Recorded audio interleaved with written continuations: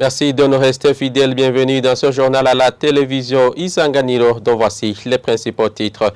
Le recensement des étrangers résidant au Burundi et particulièrement les réfugiés a débuté ce 26 mars, comme l'avait annoncé le ministère de l'Intérieur la semaine dernière. Et l'activité devrait se terminer jeudi le 28 mars. Et de la prison à la présidence de la République au Sénégal, l'opposant Bassirou Faye, vainqueur de la présidentielle de dimanche, venait de sortir de prison. De quoi inspirer les politiques burundais. Nous aurons des réactions dans ce journal des présidents des partis politiques MRC Roulen-Zangemero et IPD Zigamibanga. Voilà pour le sommaire.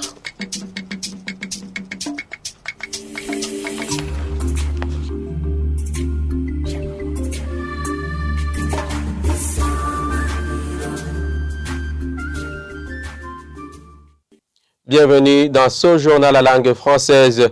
Le ministère de la Sécurité publique met en garde les fidèles de l'honorable Agathon Rwasa qui ferait circuler des documents pour signature ou qui proférerait des menaces à l'endroit de certaines autorités. Dans un point de presse tenu ce mardi, le porte-parole de ce ministère a estimé que ces actes menaceraient la sécurité du pays. Toutefois, Pierre Ngourikiye n'a pas pu révéler les autorités qui seraient déjà victimes de ces actes. Suivez.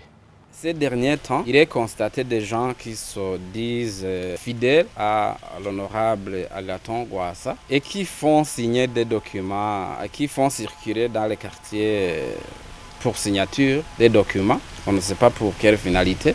Et à côté de la circulation de ces documents pour signature, il y a aussi des messages audio qu'ils échangent à travers les réseaux sociaux, le WhatsApp surtout, ou qu'ils postent sur les réseaux sociaux, et des messages qui font objet de menaces envers certaines autorités du pays. Et nous voudrions ici mettre en garde toutes ces personnes-là et leur rappeler que ce qu'elles font, c'est de la criminalité et qui doit être réprimé conformément à la loi. Donc, les institutions en charge des enquêtes suivent de près cette situation et vont procéder à l'arrestation de ces fauteurs de troubles et pour pouvoir appliquer la loi. Parfois, ils se disent que ce sont des membres du parti CNL. Eh bien, nous voudrions vous rappeler que le parti CNL est actuellement dirigé par un certain Nestor Girukishaka. D'après ce nouveau président de ce parti, il n'y a pas de documents qui sont en train d'être circulés pour signature. Et il n'y a non plus de messages faisant objet de menaces qui sont en train d'être diffusés ou divulgués par les membres de ce parti. C'était Pierre Ngourikiye, il est porte-parole du ministère de l'Intérieur, du Développement communautaire et de la Sécurité publique au Burundi. Et au Sénégal, Bassirou Diomaye Faye, candidat des Patriotes africains du Sénégal pour le travail, l'éthique et la fraternité, PASTEF, est donné vainqueur de la présidentielle déroulée dimanche 24 mars à 44 ans. L'opposant sera le 5e président de ce pays. 2 semaines avant ce scrutin, il sortait de prison.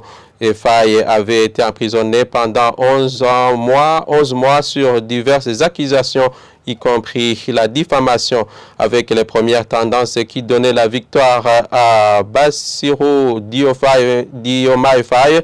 Amadou Ba, Premier ministre et candidat de la majorité, a appelé le vainqueur pour reconnaître sa défaite, de même que le président sortant Macky Sall, qui l'a félicité à travers son compte Twitter, actuellement appelé compte X, et qui a salué également le déroulement de l'élection et parle de victoire de la démocratie sénégalaise. Le nouveau président sénégalais Diomaye Bassirou Faye, qui était soutenu par le chef de l'opposition populaire Ousmane Sonko, a promis de protéger le Sénégal de la corruption et de l'ingérence des puissances étrangères. Et en réaction au Burundi, le Burundi et tous les pays africains devraient prendre pour modèle la démocratie à la sénégalaise. Ce sont des propos tenus par Abdour Kassim, président du parti IPD Zigamibanga. Pour lui, c'est un bon signe que les citoyens soient contents des résultats des urnes. Suivez. C'est rare où un ancien prisonnier sorte de la prison pour entrer au palais présidentiel. Les derniers temps, on avait été quand même un peu gêné par l'attitude du président sortant, où il avait visiblement essayé de se maintenir au pouvoir, où il avait essayé, disons, de museler l'opposition. Mais heureusement, grâce au fonctionnement réel des institutions, dont la Cour constitutionnelle a pu trancher de façon indépendante, et cela est réjouissant d'autant plus que le président sortant a pu s'incliner devant la décision de la Cour constitutionnelle. C'est un bon signe, très encourageant pour la démocratie en Afrique, et que nous en appelons à ce que tous les pays africains puissent prendre le modèle de ces élections, et des élections qui ont été vraiment transparentes.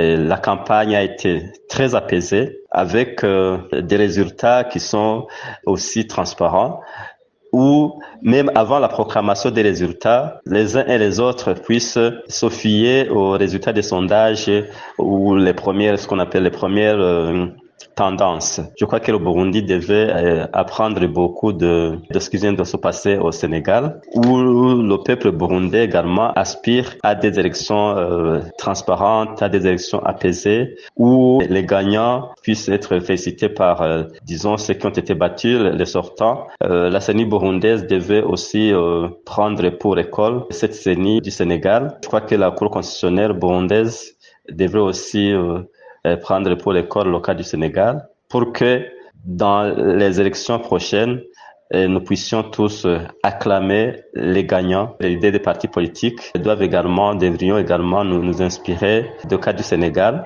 pour battre des campagnes électorales basées sur les programmes, non pas basées sur des insultes des autres candidats.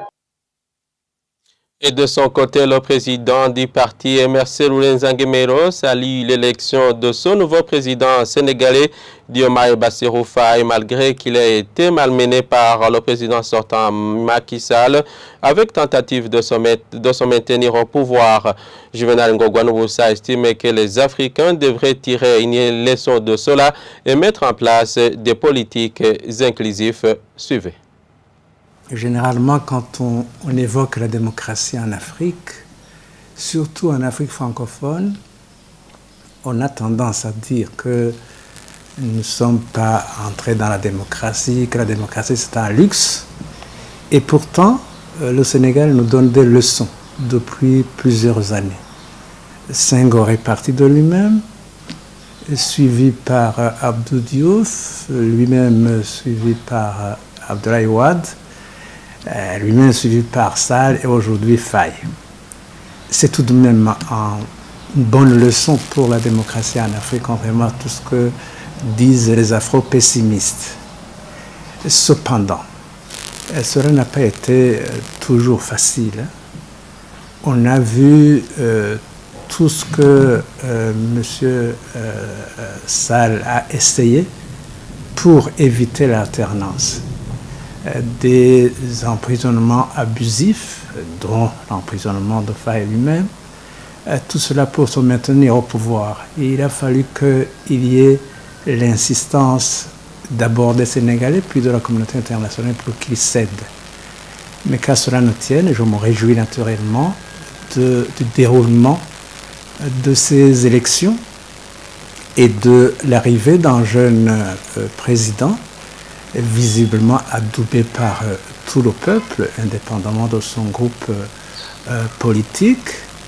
Maintenant, il faut l'encourager à éviter les autres écueils que connaissent les pays africains, parce que la tendance est toujours là de vouloir se maintenir au pouvoir. On apprend aujourd'hui, par exemple, que le Tchad vient d'avoir une nouvelle, plutôt le Togo vient d'avoir une nouvelle constitution. Et cette constitution, c'est pourquoi faire? Sans doute, probablement, pour que le président reste aussi au pouvoir à l'occasion d'une 5e République. Bon, je me réjouis et je demande aux autres pays africains de prendre l'exemple sur le Sénégal. Parce que malheureusement, le démon de se maintenir au pouvoir existe. Ce que nous avons connu partout en Afrique, de nature à mettre en cause la vie démocratique, c'est par exemple la mise en place des commissions électorales monocolores, c'est l'ingérence du gouvernement dans le fonctionnement des partis politiques, ce sont les tendances à franchir le deuxième mandat pour aller au troisième, c'est notamment ce qu'on voit, les cautions qu'on demande aux candidats afin qu'ils ne puissent pas se faire élire. Tout cela existe en Afrique et ça existe. Et pour clore cette édition, le recensement des étrangers vivant au Burundi a débuté ce mardi dans la commune urbaine d'Onahangwa comme à Kamenge et à Gihosha. Nombreux sont ceux qui ont répondu présents. En zone de Gihosha, par exemple, jusqu'à 11h de ce mardi, plus de 90 étrangers s'étaient déjà fait inscrire contre plus de 50 réfugiés. Ceux qui attendaient encore réclament l'augmentation des agents recenseurs pour accélérer le rythme pour qu'ils puissent vaquer à d'autres activités. Mireille Kanyang.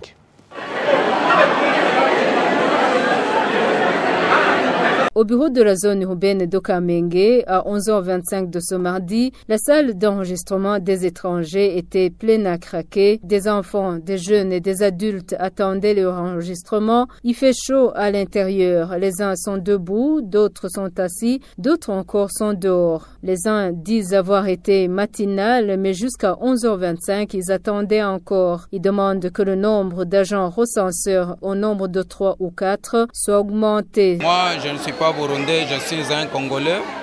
Je suis venu au Burundi depuis 2002. Alors, le gouvernement a organisé cet recensement pour enregistrer tous les étrangers. Alors, nous sommes venus ici aux zones de Kamenge depuis 7 heures jusqu'à présent. On n'a pas encore nous recevoir. Il y a beaucoup d'étrangers ici à Kamenge. Nous sollicitons que le gouvernement puisse augmenter le nombre des agents. On peut emprunter même les journaliers pour venir faciliter la tâche de cet recensement. À cet instant, à la zone Kamenge, 70 étrangers étaient déjà inscrits. Peu avant, à 11h, nous avons été au bureau de la zone Gihosha. 99 étrangers s'étaient fait enregistrer, ainsi que 19 familles de 52 personnes, réfugiés et demandeurs d'asile. À ceux-ci, on leur demandait le permis de séjour temporaire. Nous nous sommes par la suite rendus au bureau de la zone urbaine d'Ongagara. À 12h05, les agents recenseurs nous ont fait savoir que l'activité se déroule normalement, sans preuve d'affluence. Le constat est que les étrangers étaient moins nombreux par rapport à ceux des zones Gihosha et Kamenge. Sur les fiches, on leur demandait la résidence, les numéros de téléphone et numéros d'enregistrement, les noms et prénoms, ainsi que les nationalités. Sur une table, il y a 3 ou 4 personnes qui effectuent l'opération. L'une écrit, l'autre vérifie les documents présentés. Ce recensement se déroule au bureau de toutes les zones de la mairie de Bujumbura et au chef-lieu de toutes les provinces du Burundi. C'est un recensement qui débute ce mardi pour se clôturer jeudi 28 mars, selon un communiqué du ministère de l'Intérieur du 20 mars de cette année.